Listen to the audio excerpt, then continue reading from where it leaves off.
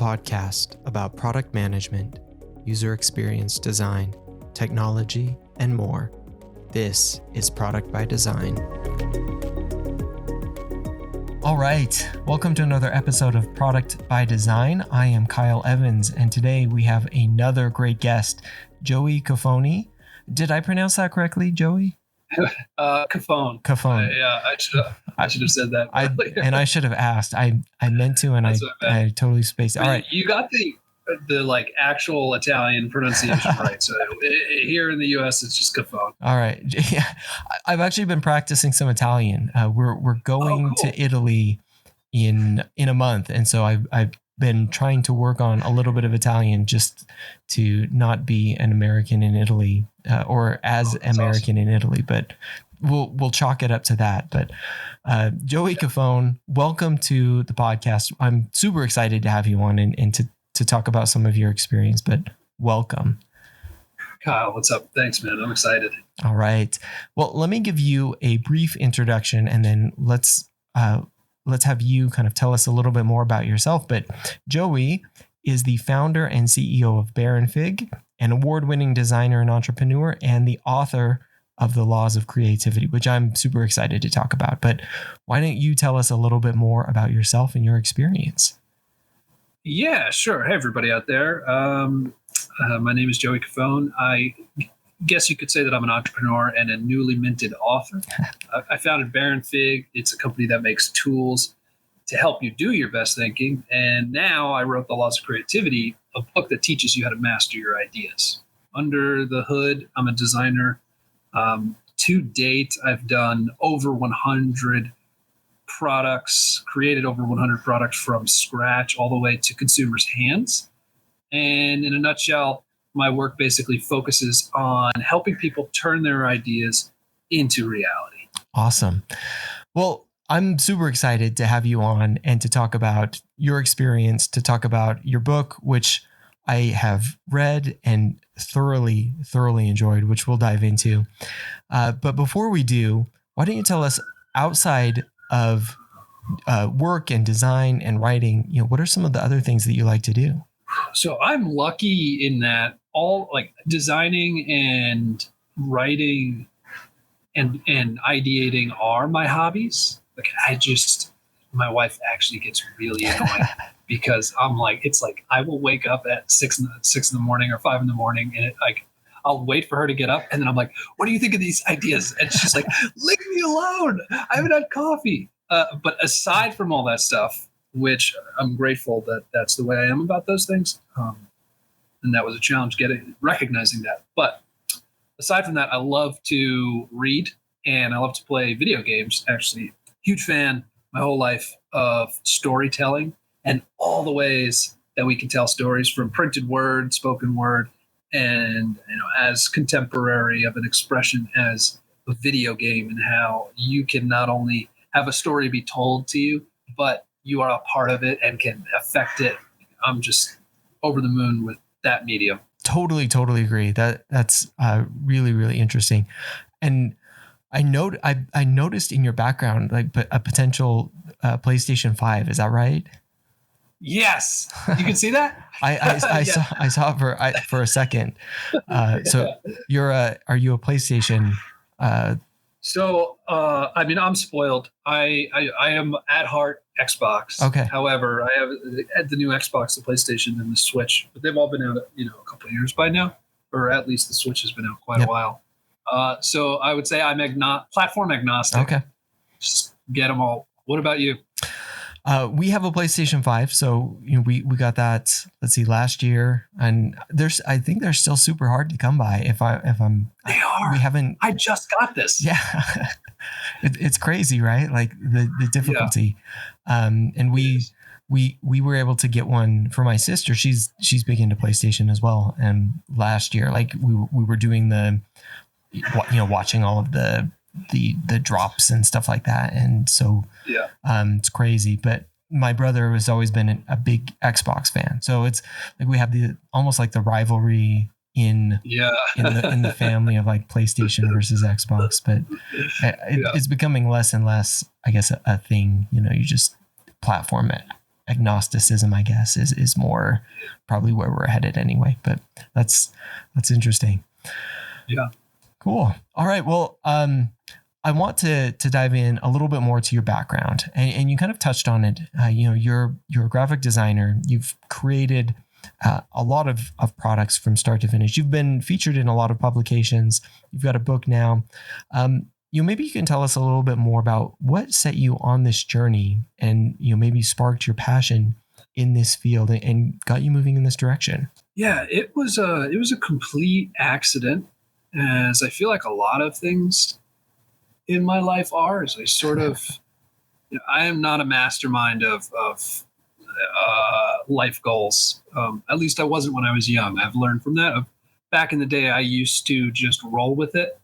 For example, I applied to one college, never went there before the first day of school, if that kind of tells you the type of person I was. So I went to college for literature and philosophy, and I spent 4 years studying the greatest stories ever told and the greatest ideas ever written from all these incredible thinkers. And my head was just filled with ideas. And I had no idea what I was going to do with that. I just loved it. And it's quite a privilege to just be able to go and do that. But I think a lot of young kids who go to college don't necessarily think too far beyond, how will this make me money? So I happened to wrap up my 4 years during the financial crisis. So there were already no jobs for literature and philosophy. So like you can imagine, it was like times 10 for the financial crisis. So I was able to finagle my way back into school, and I went to art school. I took my high school portfolio where I made all these drawings and whatnot, and they sat in a class for 4 years. I brought them over to the School of Visual Arts in New York City. Again, I didn't apply to anyone else. I literally just repeated the process, and I was like, "You look good. Here's my stuff," and they accepted me. I had been working for the majority of my college years, and I was able to make my way through the second round. So I ended up doing 8 years of school, including summers, because I needed a place to live. And at design school, I was actually at art school, I should say. I actually went as an illustrator. I thought this was my thing, drawing. And the very first semester, I put up a piece of work on the wall, and there were all these beautiful, beautiful works by other students. And then there was mine, and mine was clearly the crappiest, like significant trash compared to these other kids. And my teacher was so kind. Her name is Lara McCormick. She pulled me aside and she was like, "Hey, I think maybe you might be a designer, not an illustrator." And I had no idea what is a designer, no clue. Especially like I think in the last 10 to 15 years, Apple has really brought design to the forefront, and a lot of other people and entities as well. But back then I had no clue. Yep. She explained it. She changed my life that day. Next semester I did design. And then it was like all of a sudden everything clicked. The ideas, the stories that I had read, all were fueled into the stuff I was making. Now, instead of at the bottom of the class, I was at the top. I would go to class, in design school. You're maybe your design, hey, like you're assigned to do a poster. So you come in, you put it on the wall, everybody talks about it. I would do like 10 posters and put them all up. And I wouldn't just do 10 versions of one and say like, hey, these are all what I'm thinking. I would like do 10 independent approaches on 10 different movies, let's say, and just do the assignment 10 times. And I did this all the time. And that passion just propelled me forward into, eventually my senior thesis. I wanted to do a notebook company. The teacher told me it was stupid. That made me want to do it more. Did it on my own. And now Baronfig is 10 years later. We started a notebook. We have like 70 products, over 100 when you count limited editions, and just kind of launched me into this, man. But it was like, if you told me when I was 20, you'd go to art school, I'd be like, you're crazy. If you said I was going to start a paper notebook company, I would have said it's ludicrous. And, if you said that I wrote a book, that's probably the only thing I would actually believe, because it's the thing I've wanted to do forever. Yep. Anyway, it's been a circuitous adventure. That That's incredible. And super fascinating. You brought to mind, I took a number of philosophy classes in college as well. And remember, there were a number of philosophy majors and I was, studying business and finance. And I remember asking, like, as, as we were heading into the crisis, like, what exactly, because I loved my philosophy classes, but I was like, what exactly do you do with a philosophy major? Like, as you go out into the job market. And it wasn't like derogatory. It was like, I would love to do something like that, but I don't understand. Like, I don't know what you do with it. Other than like you end up teaching philosophy, but that's super fascinating. You took that and then, came into design. And I imagine that it becomes like really, really helpful as part of this overall journey. Taking a lot of these concepts and pieces and bringing them into the overall experience of, how does all of this come together? And I want to talk about your book, because I think that that's where a lot of this really starts to come together as well, which I mentioned earlier. It's called The Laws of Creativity, and you mentioned it as well. And it is an excellent, excellent read. And I'm not just saying that because we're talking right now. We were talking a little bit before we started recording, and it really, really is a great read. And anybody listening will know that I was doing another book review a little while ago on a different book, and that one was not so great. And this one, on the other hand, was a breath of fresh air. Absolutely loved it. So amazing, amazing book. Kudos to you, Joey, on everything in here. And we'll put the link in the show notes to this. But let's talk a little bit about this. And maybe you can just tell us a little bit about your experience writing it, and what brought you to it. It's something that you just mentioned. If somebody had told you would end up writing it, that you would have believed that. Maybe you can tell us a little bit about that. Why is it something you've always wanted to do, and then kind of what brought you to it? Yeah. Well, when I was 7 in first grade, I had a transformative experience, and it's in the beginning of the book. I think you mentioned it. Essentially, one day I came into class like any other day. Little kid Joey with his pants pulled up way too high. So that was what I did back then. And the teacher handed out a worksheet to color, and it was of a cartoon worm. Remember, I could probably draw this worm right now. And so I sat down all excited. I put my arm around it so that no one else would see me create my masterpiece, and I colored it in. And 20 minutes later, I had it all cut out, and I was walking up to the board, and I was so proud. Mine is going to be like the best in the class. And I'm standing there, and I guess I was quite intent on the details because I was one of the last students to put it up. So everybody's was already up. And I'm standing there looking at all these worms, and individually, they were all a little bit different. Some people used dots or lines or cross-hatching, different colors. But as a collection, it was this just bland sea of the same, okay? And little kid Joey had a powerful moment where he just could not be the same as everyone else today. And I went back to my desk, and my teacher called after me, "Is everything okay?" And I said, "Yes, I just one more minute." And I'm sitting at my desk, like just in total abject sadness and almost horror at what I expected versus what actually was. And when I thought there was nowhere left to go and nothing else to do, because clearly it was time for me to put mine up, I noticed the pile of scrap paper left over from cutting this worm out. And the brightest light ever ticked on above my head. And I realized I could make use of this stuff.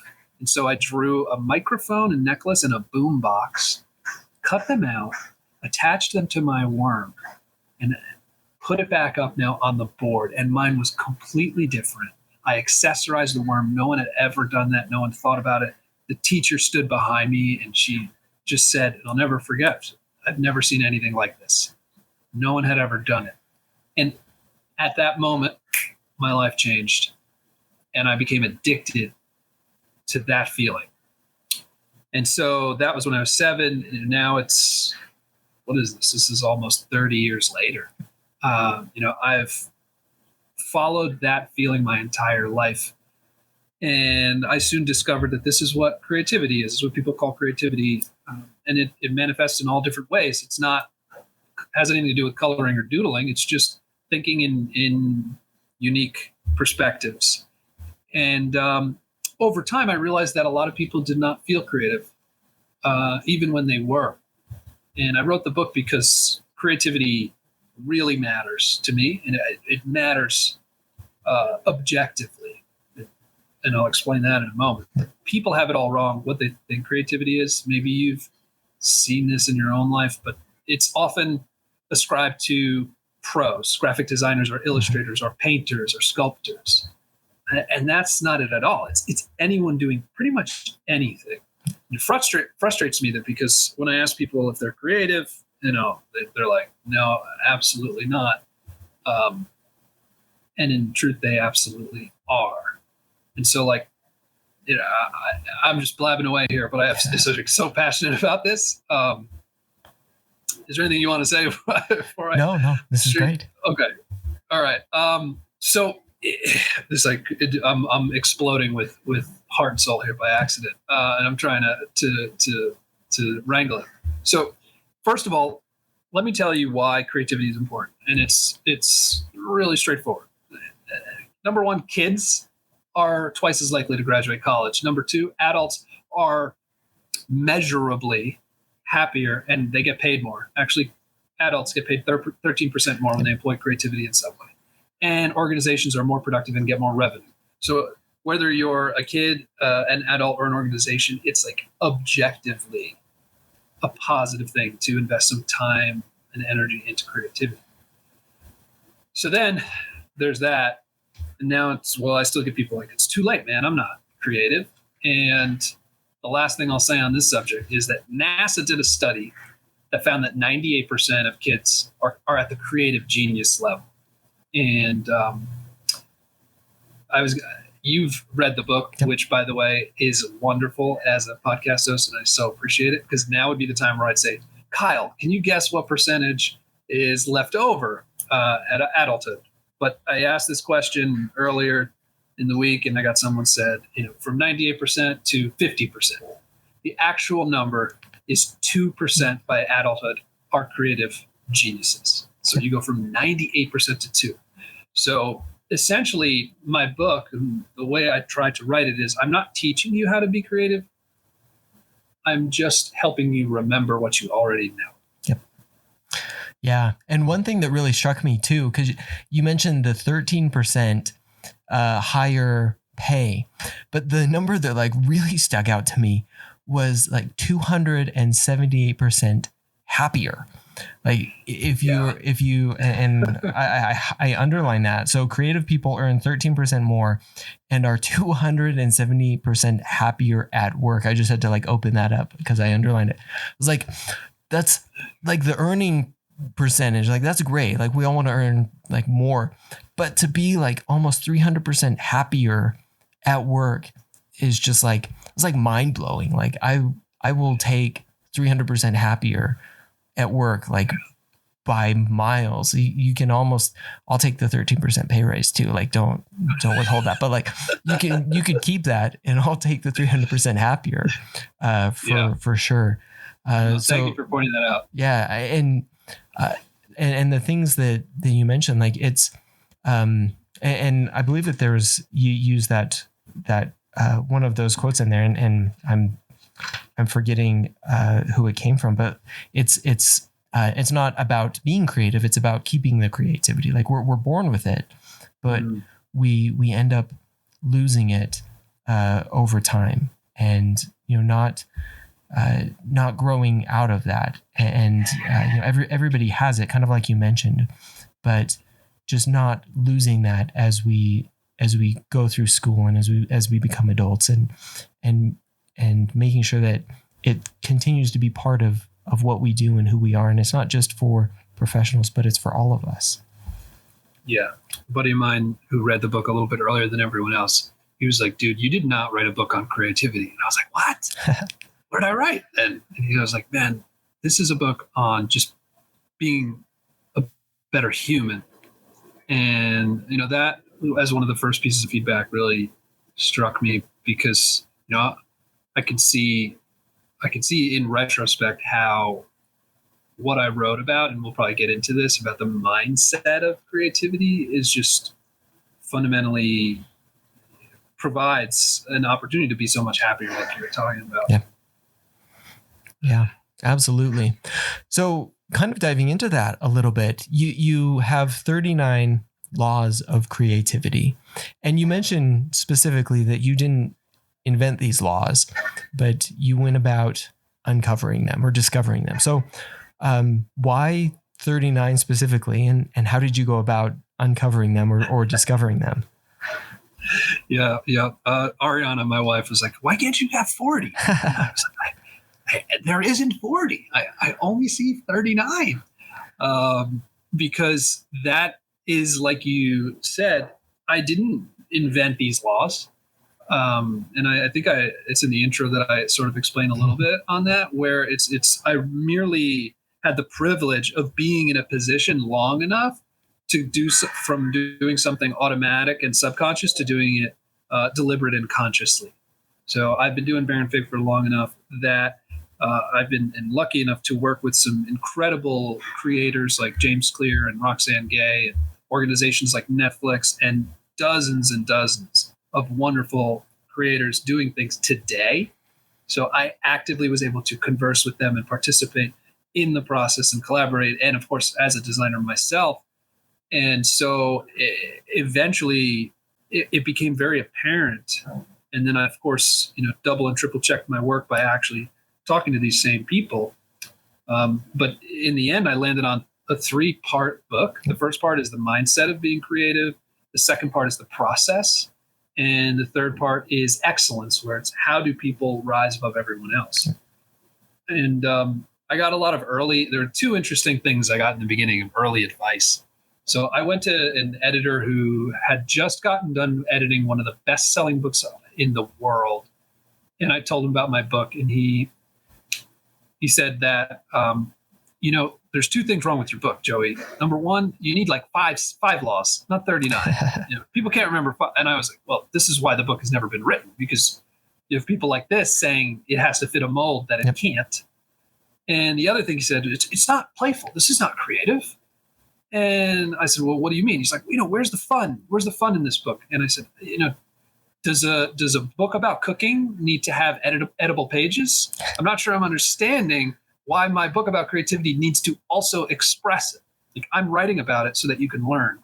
And so in the end, the way I wanted to approach this book is it's a nonfiction book that you would find about, other serious subjects as far as I'm concerned. And of course, there's a lot of playfulness in it in the way I write, I think. But I'm not trying to fit a mold where, hey, I'm going to sell as many books as I can by these 5 laws that no one's ever going to understand how they fit together, because it's a hogwash. And I'm not going to create it with doodles and have that be, this is creativity, is playfulness and bright colors, and it's just not true. And it's these things that have been perpetuated for so long, which is why it contributes to why we go from 98% creative down to 2. It's just ostracizing as an adult. And it's either, obfuscating the actual knowledge, or it's making it totally unrelatable. Yeah. And that's like the opposite of what I wanted to do here. Well, I think that makes perfect sense. And the way it's structured is really well done. And the way that it is presented makes a lot of sense and makes for really, really good reading. It could be just the way that I enjoy both reading and writing myself, where you have, really good information, but very consumable information. So touching on that a little bit more, you have within each chapter a really great story, which I love. It's something that I enjoy doing myself, like having a story that kind of highlights a point and then expanding on that with more information. For example, I had no idea in your book, you talk about Vera Wang as, and I guess, spoiler alert for this particular chapter, but she's a world-class figure skater before she became a world-class fashion designer.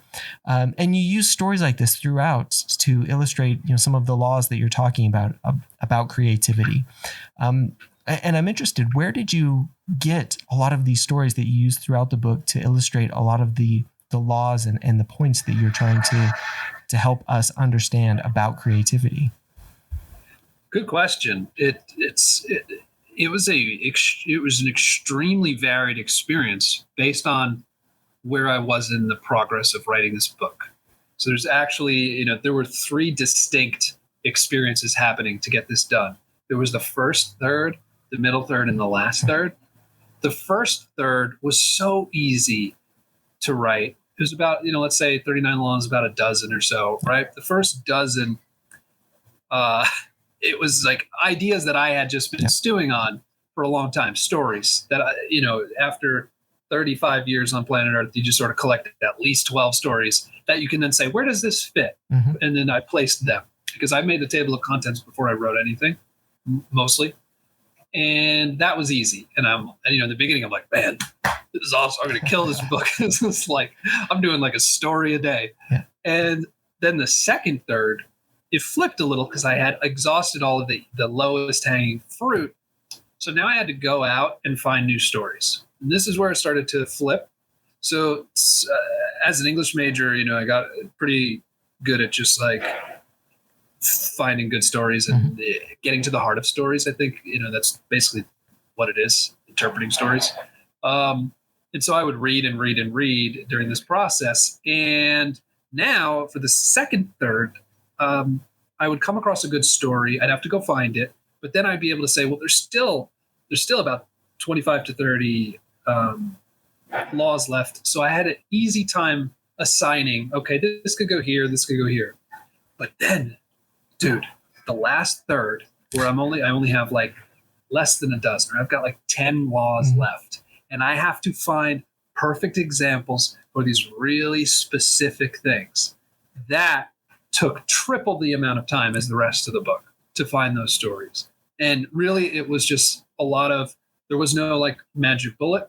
I'd watch YouTube until I discovered something. I'd read Wikipedia until I discovered something, read books, have conversations, go to the bookstore and just kind of like look at what was on the front and really read the backs of books until something triggered me. It came from everywhere. And then once I found something, I would dig deep. But man, getting that last chunk was one hell of a task. But I'm glad you enjoyed them. Seems like it was worth it. Yeah, absolutely.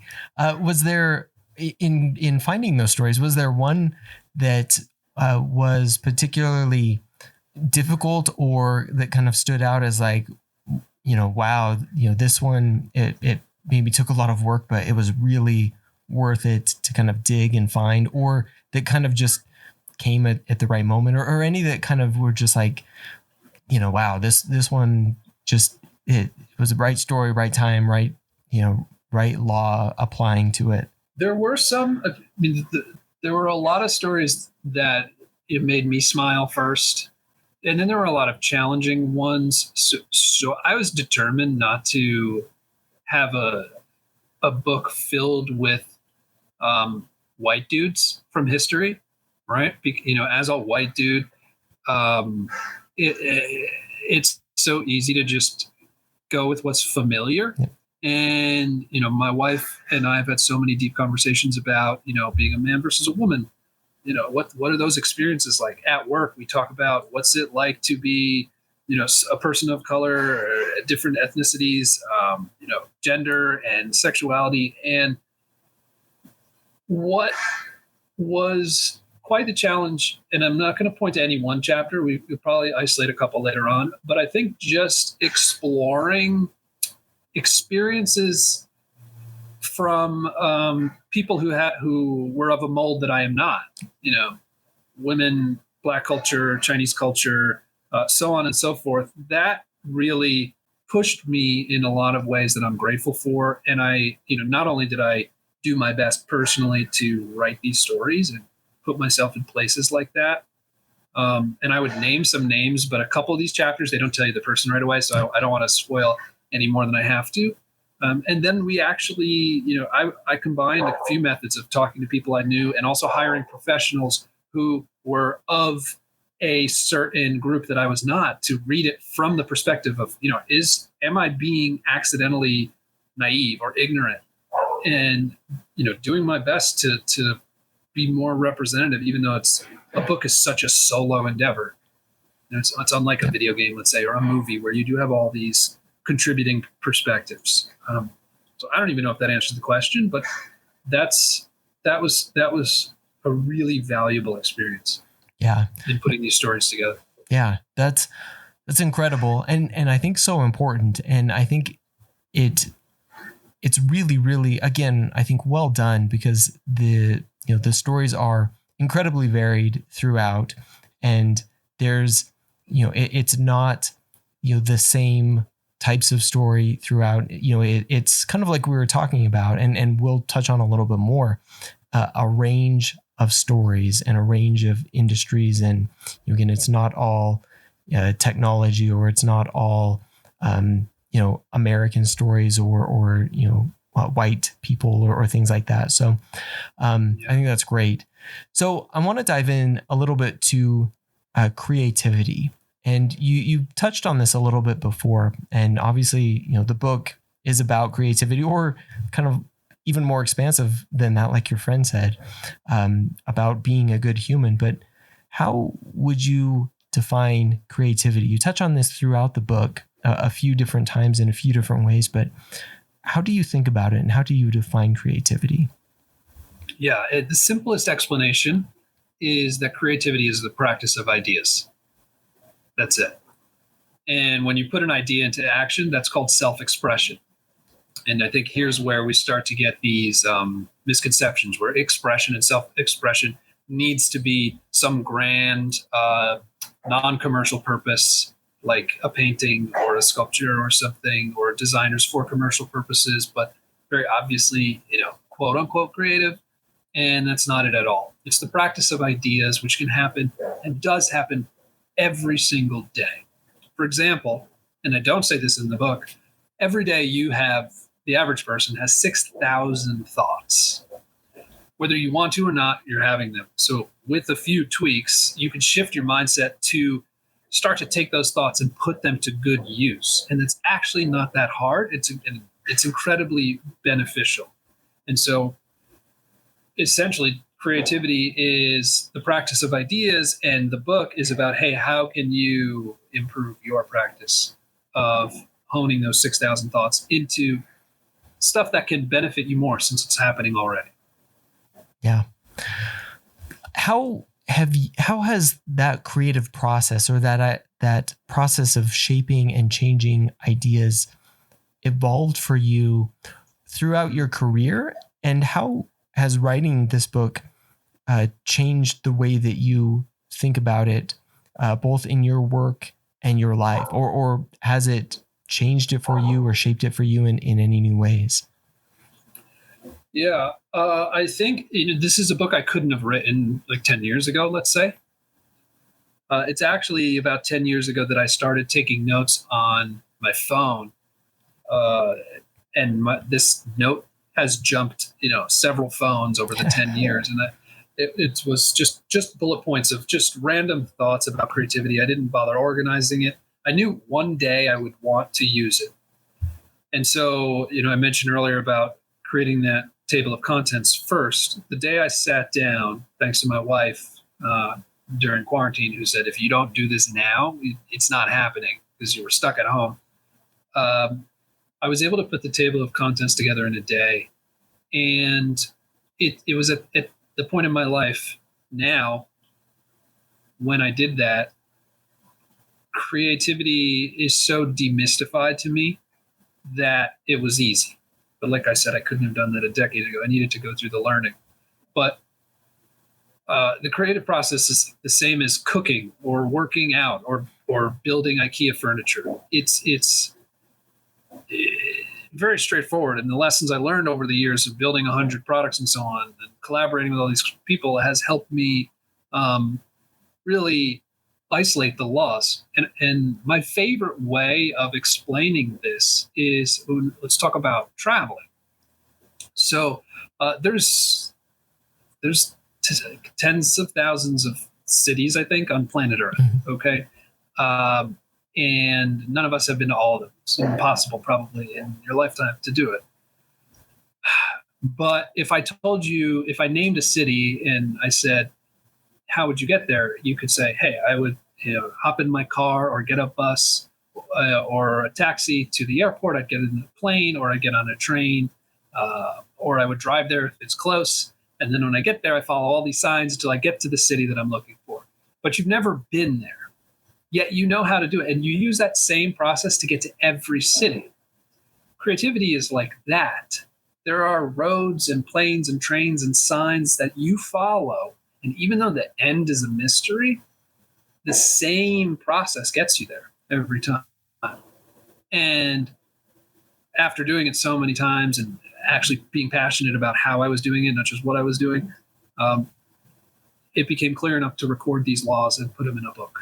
That's great. I want to touch on a few of the different laws and a few things that you kind of talk specifically about in the book, and some thoughts that kind of came to my mind as I was going through it.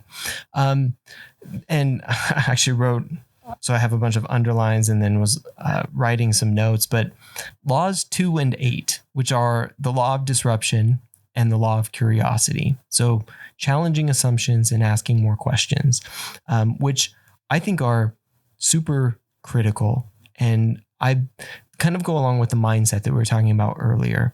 And I think in being creative and really in a lot of the work that so many of us are doing, I think are so important. How do we challenge some of the prevailing assumptions or some of our own assumptions? And then how do we ask more questions? How have you found that these in particular you've used in your work, and how do you approach these kind of these two laws and this mindset of challenging assumptions and asking questions in your own creativity and in your work?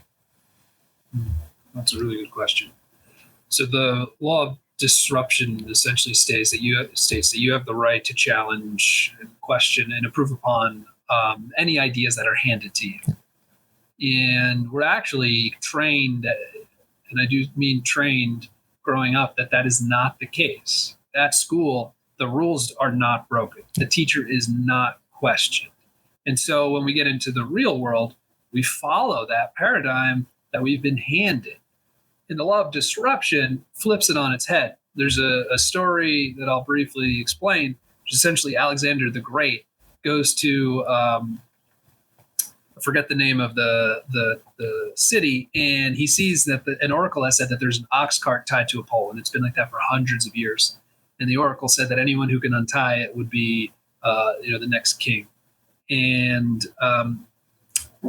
no one was able to do it for hundreds of years. And so Alexander the Great, of course, I've got to go check this out. I'm Alexander the Great. So he goes there and he inspects it, and it looks like he can't untie it. And whispers start to float around this atrium as people are watching him. And then all of a sudden he stands up and he goes, "It does not matter how the cart is loosed." And he takes out a sword and he cuts the rope.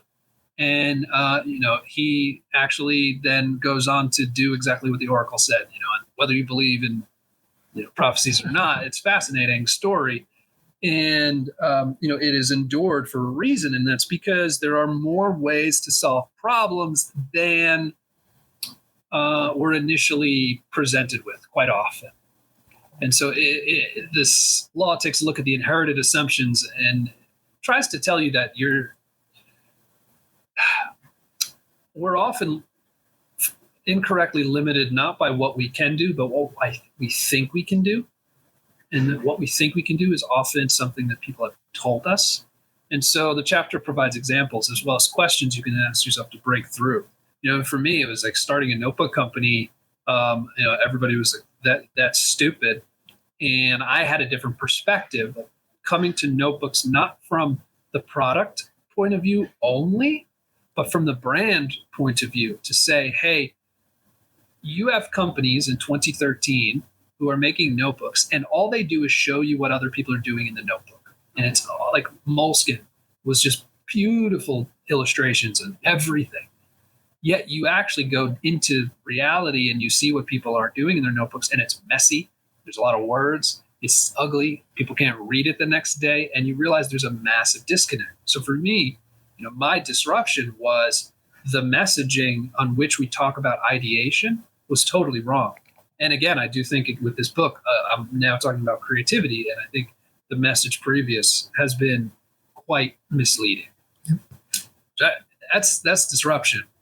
And then there's curiosity. And curiosity is the only way to know what is not known is by asking. Don't fear the answers because they don't hold power over you, but questions are journeys, and the ones worth going on hold unknown destinations. So, of course, there's a chapter about questions, and there's like the king of questions, Socrates, and the Socratic method. I teach all about that. But there's two fundamental types of questions, external and internal. And I found that people are either one or the other leaning. And an external question is where you're like, whoa, how does this microphone work? Or why does water boil at the temperature that it boils? And then you have internal questioners who are like, why do I feel the way I'm feeling? Or how can I adjust this feeling that I'm having? Or so on and so forth. And I break those down a little bit to kind of explain how you can, once you become aware of them, you can leverage questions. And then how when you're really good at external and internal questions, you start to naturally develop ideas. And then I go into my favorite zone of all, where I talk about the value of questions that don't have answers, right? There's philosophy, what's the point of life? What happens after I die? A lot of people kind of shun those questions as if they're worthless. You'll never know. But actually, it's because you'll never know that it makes them so valuable to exploring, because no one can really be wrong. You can't be right, but you also can't be wrong. And so there's a freedom in that. And philosophy, helps you continue to look at the world in a different way. So together, the two laws of disruption and curiosity, they help you identify false assumptions and ask questions that lead to unexplored opportunities. Yeah.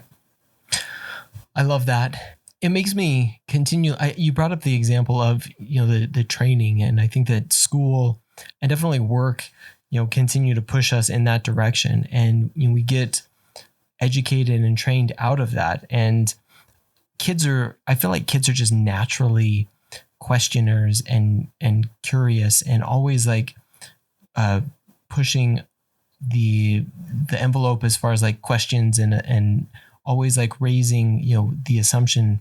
And I feel like it's so important for us not to lose that. Like, I feel like my kids, for example, like they're always questioning everything. And from like the small stuff, pretty much every day we'll have those conversations. Like, why are certain things, this was just last night. Like, why is this shirt red? Why is that thing blue? Like, why? and they'll go even to the more philosophical questions, like, what's the strongest force in the world? What's the strongest force in the universe? And like getting into like these really like existential things, and then, asking questions about questions. Like, is it okay to question things? And then like, yes, question everything. Like, what if people don't want you to question things? Like, that's okay. Question it anyway, and always ask questions and be curious. And I don't know, that helps me, because it's like, always ask questions. Because there's times when it even goes against, cuts against my grain, because we're raised, not to question certain things, or not to question those assumptions. And it helps turn it back in and be like, okay, what are my assumptions, and how can I question those things? Even as a product person or as a designer, like, I feel like our training is to ask these questions. And even sometimes we can fall back into the not questioning, or not being curious enough. And how can we continually push the envelope into some of these laws of disruption and curiosity, and really just being even more curious and questioning about all of these things. So it's such an important mindset if we want to be creative, in my opinion. So those like really, really resonated with me, and I love it. No, I'm glad you pointed that out. And it's got to be, I don't have any kids just yet, but it's got to be a really neat reminder when you're faced with that experience every single day, that like such a fresh perspective that they have. Does that affect how you go about your own thinking? It does. It does so much, because this is like, these are literally every single night conversations that we have, like at bedtime, like it always, and I think it probably started as like a bedtime delaying tactic, which kids are great at, but it always goes into questions of those types of things, like, how fast can dragonflies fly? How fast? And I'm like, and I feel like it's to get me to the point of like, I don't know the answer to all of these questions, but it's like, just the things that are on their mind. Like, what about this? Like, how come, why are clouds shaped like that? Well, how come other clouds are shaped like that? And all of these just like random things. And it's like, I don't know. I haven't thought about those things. And it just like always is like spurring more of these questions to just be more observant, but then to dig deeper and question, like, what are the things that I may be missing in not just life around, but in the assumptions that I have, which continually causes me to dig deeper just about the world around me. And it's definitely raised like lots of questions about my underlying assumptions, like things that I've just taken for granted that, I assume I know, or things that are just, it's the water we're swimming in. And I'm just like, I should question those things, and I should like think deeper about it, because, should it be that way? And I don't know that, I know that managers and people at work can get a little bit annoyed, but like I feel like now I'm always the one. For years now, I've always been the one that's like, should it be that way? Like, why are we doing that? And like, why? That's awesome. But I feel like that's the only way that we can really get to the heart of some of these things. But for sure, yeah.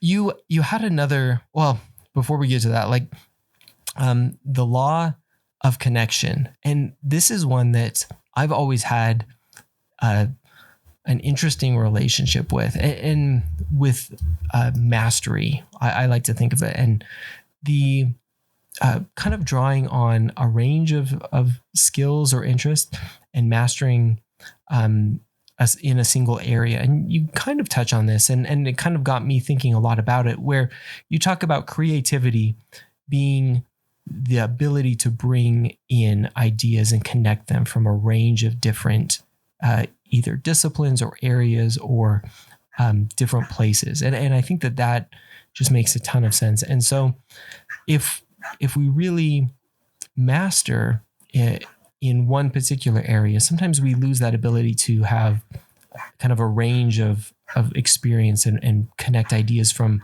a broad spectrum of places. So I don't know, what are your thoughts on that, on this idea of like mastery versus range of skills, and how does that kind of apply to the law of connection, in your opinion? Yeah, that's a good question. There's definitely a lot of dimension to what you're saying here. The law of connection is one of my favorites. It says base concepts can neither be created or destroyed. They simply merge to form new combinations. It's essentially saying creativity.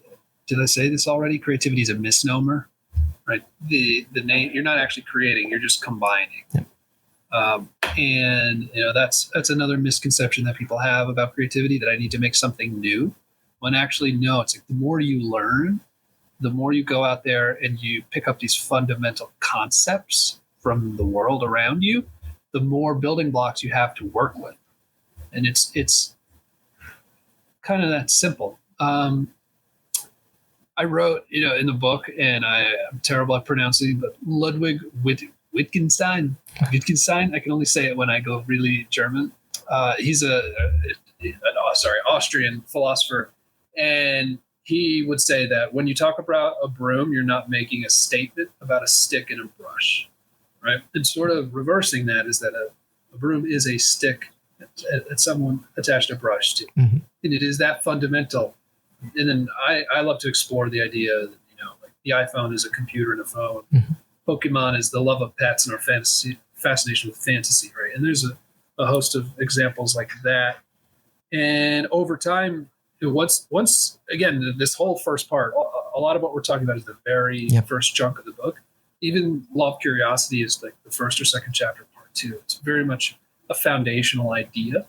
And when you start to see the world in this way, ideation and creativity just happens more naturally and more frequently. In terms of mastery, I look at mastery as a group, not a level of skill.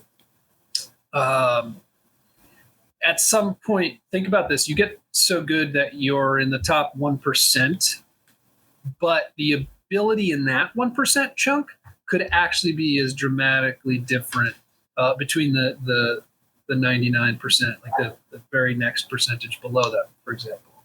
You have karate that, you get to a black belt in karate and it's like, I'm a master. But actually there's 9 more degrees of black belt after that. And so really mastery is sort of saying, I'm not so good that I am now incredible at this thing, as much as I've reached a category of people who understand this that is incredibly small. But it does not mean that I am now a powerful wielder of this. Like, I will always have something to learn. If you take like the most incredible cancer doctor, for example, in the whole world, they might know cancer better than anyone else. It's still not solved, right? We still haven't, quote unquote, mastered cancer. And I kind of think about it like that. If you are to ask me, when in reality, I don't think about, like, I try not to think about how I compare to anyone. Like Compete Against Yourself is actually a chapter. And it's one of the most popular. And it's essentially saying you're really in a race with yourself, not everyone else. Because if you compare yourself, you'll always be lesser than, because out of the 8 billion people on Earth, it's a guarantee that there are better people out there. So if you are comparing, you're never going to be satisfied. Yeah. No, that makes sense. I'd be remiss if I passed up the chapter, and I just had to look it up. The law of simplicity. And this one, you use a story about Lego, Tetris, and Minecraft, which are 3 things that in our house we absolutely love. And for those just listening, like, I have multiple Lego things behind me in my office, and we play so much Minecraft and not as much Tetris these days, but used to play a lot of Tetris, which they're essentially 3 things created with blocks as their fundamental unit. And the idea of the law of simplicity is that with more options, and I'm just reading, the less likely you are to make progress. So by limiting ourselves, we're actually able to expand our creativity. And I think that for those of us who have created, that definitely rings true. And what are your thoughts on that? By putting some boundaries around what we're doing, it actually opens up the ability to be creative. Yeah, this is one of my favorite chapters too, as someone who loves just games and creating. I'm like pulled in 100 directions.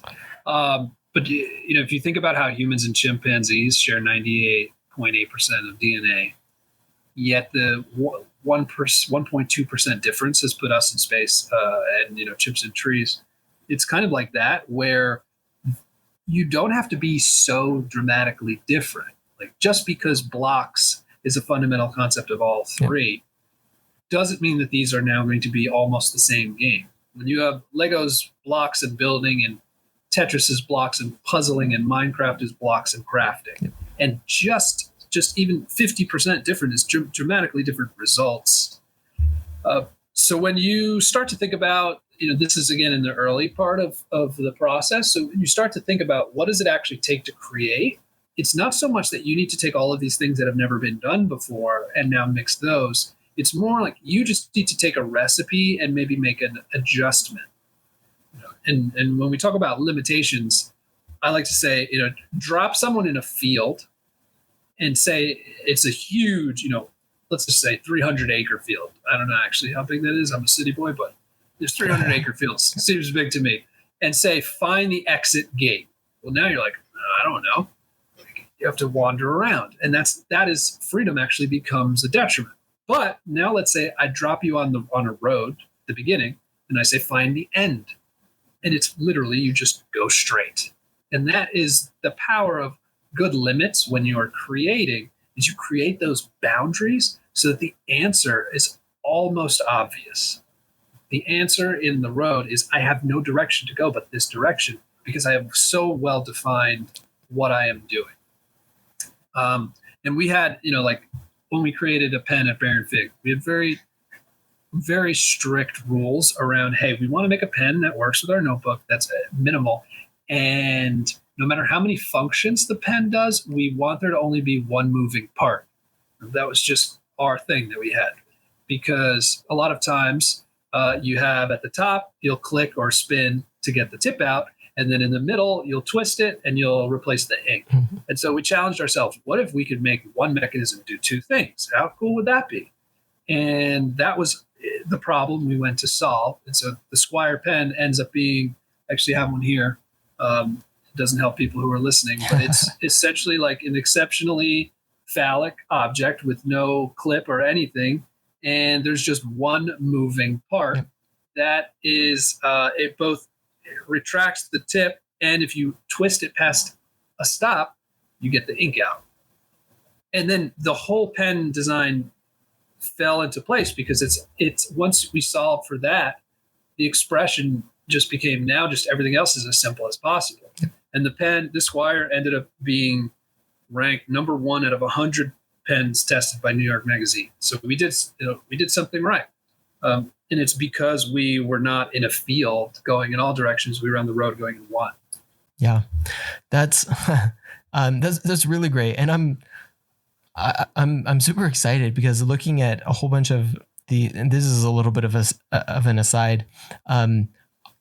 Each year on our podcast, we also do like gift suggestions for product managers and designers. And looking through Baronfig, there's a number of what appear to be really, really great options for our gift list this year. So I'm excited. I'm excited to try some out and then hopefully put together some items that will be on our product and UX gift list. So anyway, that's an aside, but I was thinking about that and was like, oh man, I whenever I see something, I'm like, I want that.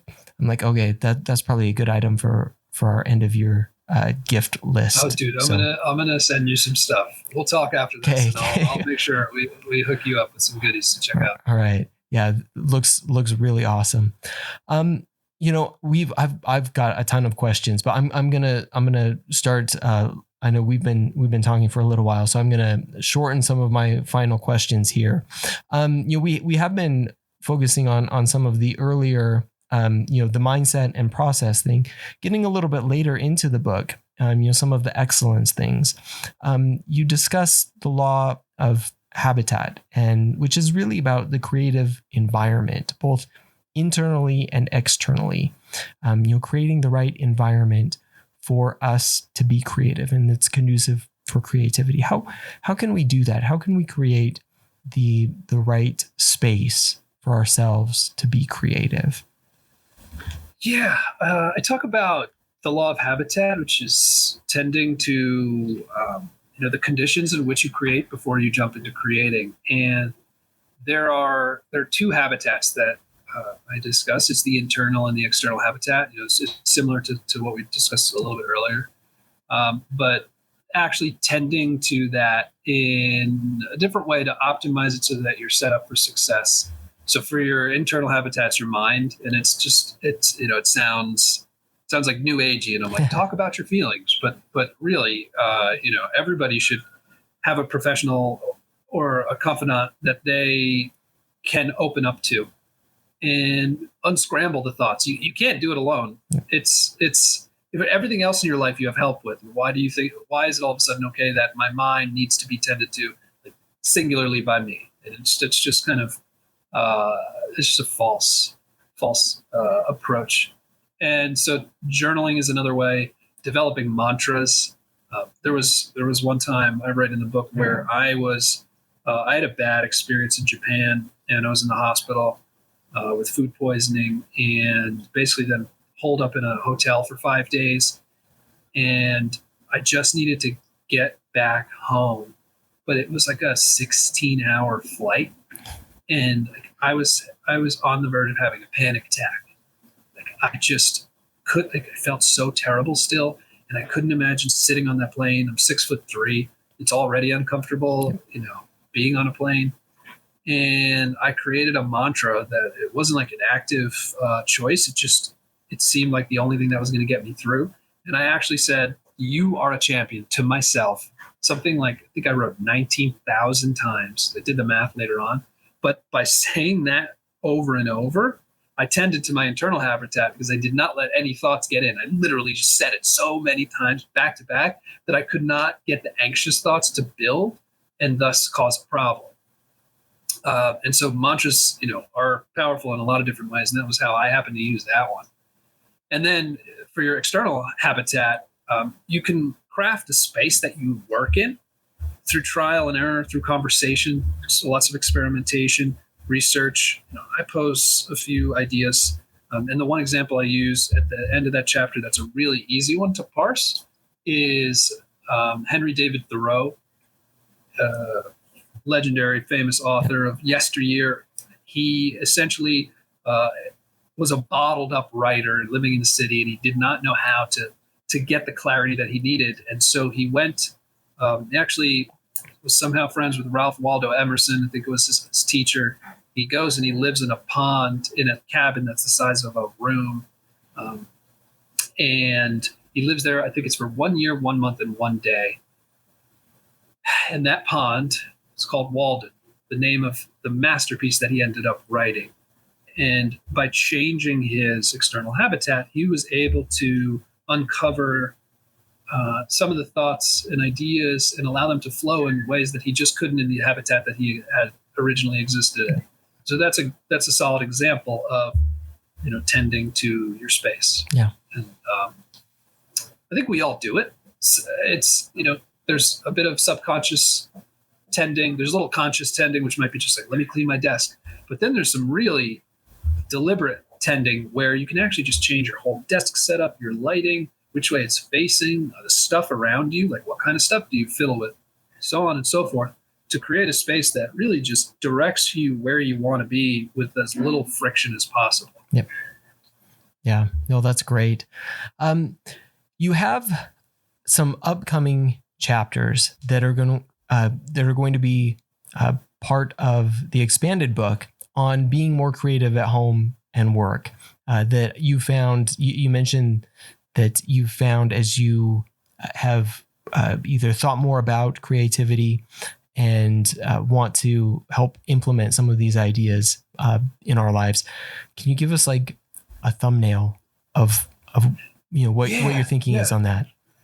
When I was writing this book, I got, of course, how to think creatively, how to act creative, and how to be really masterful. But then people would ask me questions about, well, what do I do at home? Or how can I be more creative at work? And I wasn't writing a book to answer those so specifically, but I knew that they were important. So I wrote 2 bonus chapters, and I had just wrapped up editing with my editor, and they went live. Actually, you can go get them now if you want to.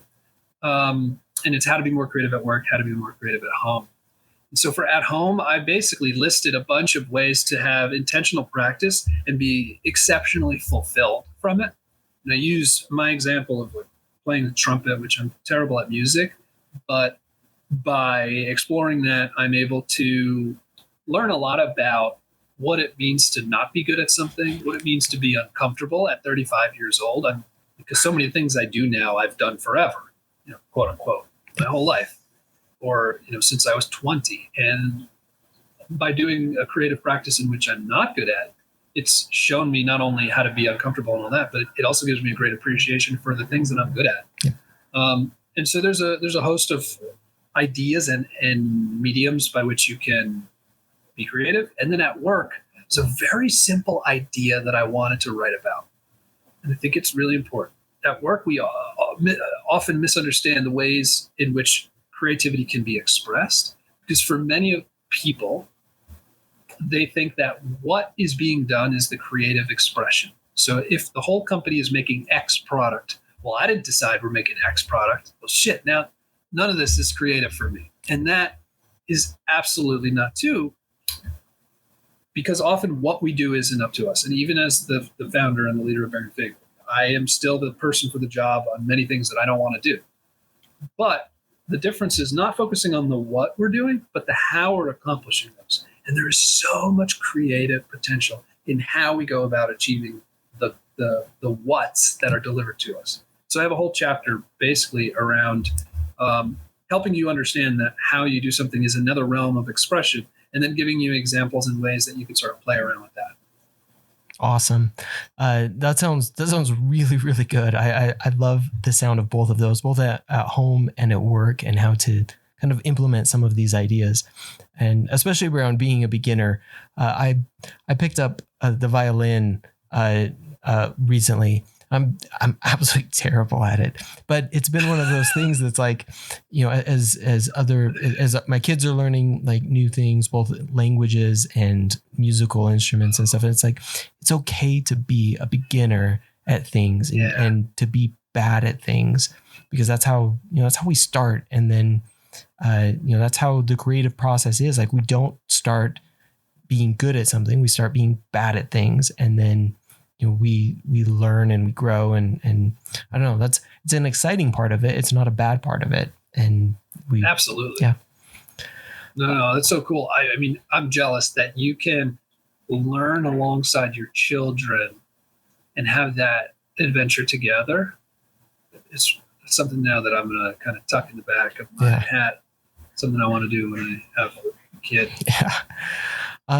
Let me ask, of all the laws, so 39 laws, is there a favorite law that you have, or one that has impacted you the most, or one that kind of sticks out in your mind most recently that you found really applicable? Yeah, there's one, there is, and it's the chapter about Bruce Lee. I thought I knew Bruce Lee, or knew about him, and it turns out he's not.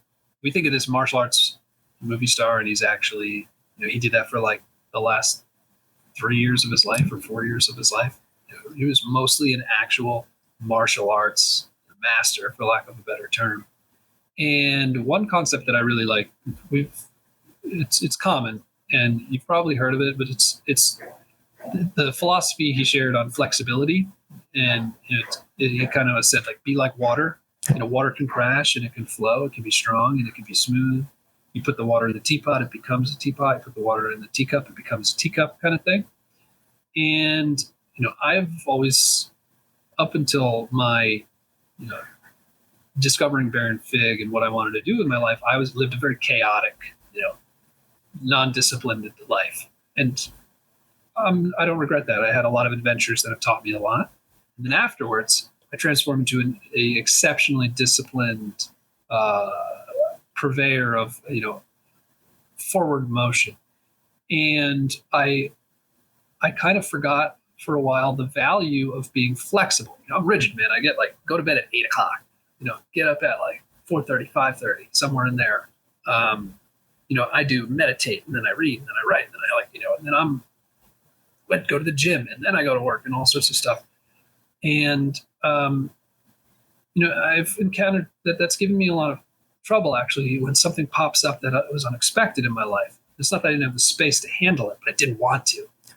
And after really, really going deep on Bruce Lee and the philosophy and what he taught, it changed my thought on that. And it's given me, this, if I can say that any chapter has given me a gift, it's been that one. And my wife is, happier, and she realizes she doesn't have to tell me something the day before to make sure that fit it in my schedule. So that's kind of one of my favorites in terms of what it's given to me, and that's in the back part of the book in the excellence part. Yeah, and I hope for everybody probably has a different. Do you have a chapter that kind of hit you in a way where you were like, I need to think about things differently? I mentioned so I wrote down on my little note card here that I love, and we talked about 2 and 8.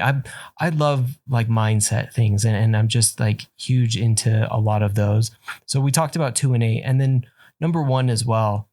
Just the idea of being weird and different and owning some of that. And I think, I don't know, that's been like in my mind a lot, some of the, not just the weirdness, but the difference in some of the cachet around that, like owning some of those things. And so, I'm, like I said, I'm big into, I just love like, how do we get some of those fundamentals and mindset things and then build on those. And so, those were the ones that I don't know, I wrote down as like really, really enjoying and loving. So probably 1, 2, and 8 really stood out to me. And we kind of talked about a bunch of those, but that's for sure. Yeah. The stories throughout, I thought were really great. Now I'm gonna have to go do a whole bunch more reading on Bruce Lee, because that you touched on it a little bit, but that I kind of want to dive deeper now into all of that. This is impressive. Yeah. Yeah. Awesome. Well, Joey, this has been an amazing conversation. I feel like I could keep going on this forever, and we could probably do multiple hours of this, but this has been a really, really great conversation. I have a couple wrap up questions for you that we usually do, but before we get to that, any final thoughts or comments on anything we've talked about or didn't talk about? You did such a good job. And at the end, I usually try to pull in some thoughts of like, I want to make my point about why creativity matters, or I want to point out this concept because I know it's an easy one for everybody to grab onto. But you read the book, and I said this earlier, but I want to say it again. It's just so much appreciated, because for everyone out there, it's not necessary. Like, I'm coming on to be the person to talk about the book, so the host doesn't have to. But the fact that you did, took that time and you enjoyed it. You were very well prepared to make a conversation that touched upon why this book had to be written. So for the first time, I don't have anything to add. Thank you for your time, and thanks for not just your time today, but this book is 400 pages.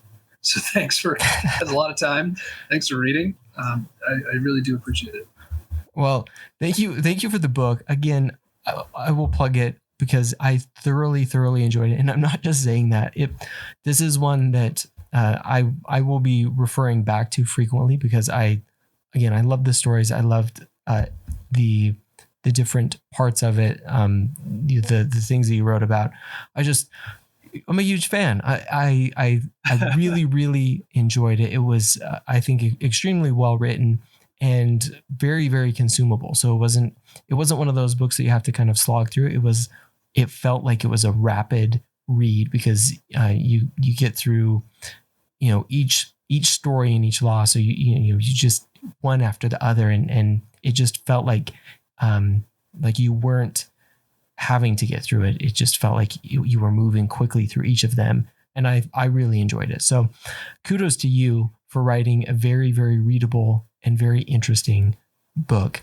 We will put the link in the show notes for everybody to check that one out, where they can get that. And I believe it is available for pre-order right now on your website. Is that right? Yeah. If you go to joeycofone.com/book, that'll basically tell you all about the book in a little bit more detail, and it'll give you a few paths you can take depending on how you want to consume it. Okay, awesome. We'll put the link there in the show notes. If people want to find out more about you and obviously the book, we'll put that there. Baronfig, where can they find out more about all of that? Yeah, go to baronfig.com. It's Baron, like the Red Baron, and fig like the fruit. And then, there's a bunch of stuff at joeycofone.com to take you to Baronfig, take you to my social stuff, the newsletter. I mean, it's a whole world waiting for you. Check it out. Awesome. Okay, we'll put all of the links in the show notes to those. Great. Well, we've got 2 final questions to just kind of wrap us up. And as we end this, we usually ask everybody for any shout outs or gripes that they have, but anything that you have read or watched or listened to recently that you have found interesting and would like to share. Yeah, 2 things real quick. I just recently read Ernest Hemingway's Old Man and the Sea. It's for some reason, I was never assigned it and realized that I kind of missed my opportunity. And it reminded me of the story of Icarus flying too close to the sun, but how that's not always a bad thing. So I recommend that. And then I just yesterday started watching Cyberpunk Edge Runners, the animated series on Netflix. Sound like an advertisement. And I played the game Cyberpunk, and I thought it was just really neat how they basically the game, game world is already made. And so for the animators, they just looked at the game and were able to take a bunch of settings and stuff that was like already poured over. So I'm so curious as to how if it was so much easier to make this, because all the settings were done, like the style of the lighting, just the locations are all made. And so they basically just really had to tell a story and animate it. So I'm kind of really digging that. Nice. All right. We'll have to check that one out. That sounds really interesting. All right. And last question, especially as a product and design person, are there any products that you have used recently or are using that you're either enjoying or haven't enjoyed? Yes. We mentioned PS5 earlier, but I just got this thing and the controller is so neat. How, for people out there who haven't messed around with it, it's basically, there's something called adaptive triggers, where for the first time, they've kind of created controllable resistance in the 2 triggers on the left and right. So for example, if you're pulling back a bow and arrow, you can feel the resistance as you get closer towards knocking your arrow. Like the farther back you go, it's harder to literally pull the trigger. And that's so neat of an experience. At 35, still being able to experience video games in different ways is a joy for me. And the controllers are really well done, which I'm sure as well. Yeah, I was amazed. I think that it was just that, and they have the headphones that go along with it too, that have depending on distance within the games and stuff, hearing different sounds and that sort of thing. So they've really made it like an immersive experience with all of it. I thought it was just really, really well done how they brought all of it together. So it's cool stuff. All right. Well, Joey, this has been a pleasure. I have thoroughly enjoyed our conversation. I would keep talking to you for several hours, but I think we have covered some amazing ground. And again, really appreciate it. Appreciate the book and the conversation that we've had. So thank you again so much for joining us and sharing some of your experience and thoughts. Kyle, man, thank you for having me. Likewise, I enjoyed it. It's so fun when I get to talk to someone who's kind of on the same page and, has some questions and contributes some thoughts that I haven't thought about. And you kind of nailed it. So thanks for such a good conversation. It went quick, which is the best compliment I can get. It did. It went very fast. All right. Well, thank you again, everybody, for listening. And we will talk again next time. Thanks again for listening. If you like the show, be sure to follow or subscribe on your favorite podcast app. You can follow the show on Twitter at prod_by_design. That's prod_by_design. You can follow me at Kyle Larry Evans on Twitter as well. If you want more product conversation, check out my newsletter, Product Thinking, at productthinking.cc. You can follow me on Medium at Kyle Larry Evans as well, or check out my Medium publication, Product by Design. Thanks again.